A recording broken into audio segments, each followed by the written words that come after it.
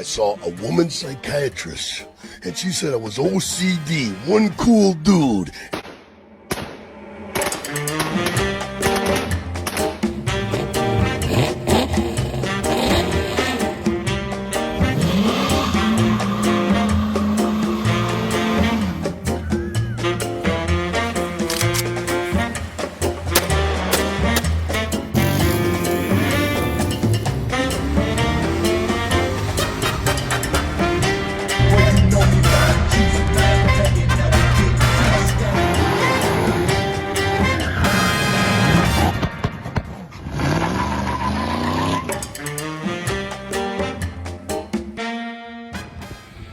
Alright guys, I thought it'd be good to make a video for anyone that has just a no tensioner serpentine belt.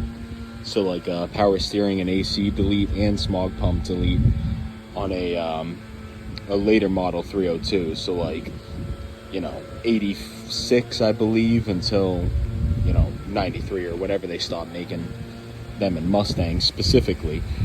So Mustangs specifically have a counterclockwise water pump, which doesn't work if you only have the belt, like that, unless you have a tensioner to kind of kick it over. If you don't want to deal with that though, I might have found a solution in a 1990 Crown Vic water pump. Dimensionally, they look similar, but if you notice, the way that the water passages go, it's opposite. So this is a clockwise. So you got to think, if you're spinning this clockwise, these guys are going to go this way. It's going to take water and push it with these fins where it needs to go. Versus on one of these, which, not for nothing, but that's flat. You think that would have a better pumping ability than something that's curved like that? Like, it's way off, which is very strange.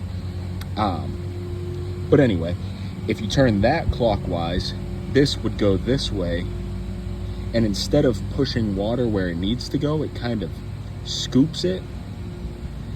So my car was doing a weird thing where it would get to, operating temp pretty solidly. The thermostat would open, and then it would get very hot, like 215 at low RPM.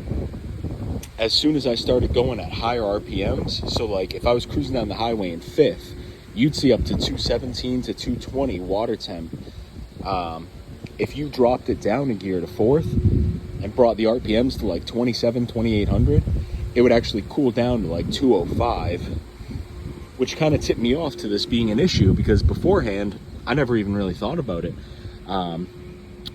But yeah, so if you're having a similar issue, either your car's overheating or overheating at a lower RPM, this could help you. I'm going to throw this whole thing back together and I'll show you the finished product, and then I'll follow up with another video just showing, now that I'm cruising with the correct pump, if it changes what I need it to.